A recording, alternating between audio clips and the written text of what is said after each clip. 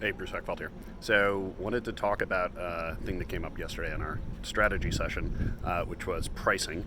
And it's something that I think comes up a lot, and I think that there's kind of two big ideas that we ended up talking about yesterday. Is typically what I talk with companies about when we're talking about pricing. And I kind of the typical error or the typical rut that people get in is they look at pricing from a cost point of view. So, how much does this cost to produce this product or service, and therefore how much should we price it at? And well, you certainly want to figure out what your costs are, and you want to know what it costs you to deliver, both in terms of materials, in terms of overhead, sales, all those things. You need to factor those things into looking at the cost side of it.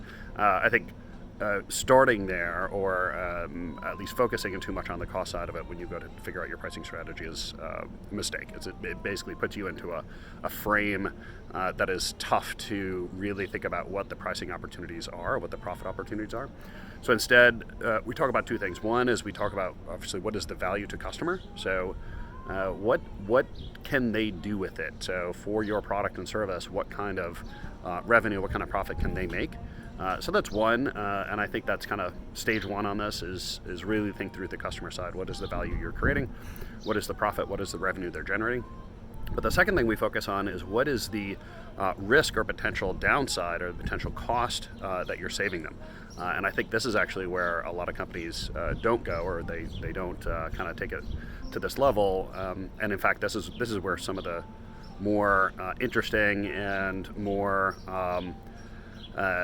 kind of opportunities lie in terms of your pricing strategy. And sometimes it's actually changing some of your product and service. So if you think about the risk that you're helping them avoid, or the risk that you're mitigating, the downside can be quite huge. So if you can save people the low level chance, making a high risk issue a very low probability, that is actually quite valuable.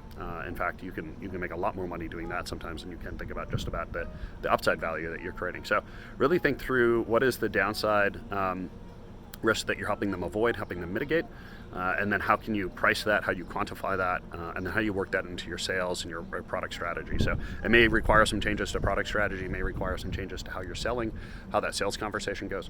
But think about that. I think there's a lot of opportunity there. And the best thing about pricing strategy, if you can figure out how to increase prices go directly to the bottom line, right? Assuming your costs stay the same for the most part, you are just generating profit by increasing prices. So one of the strongest levers in terms of the economic performance of a company is to look at pricing. So I encourage you to do that. I have an article on this I'll post.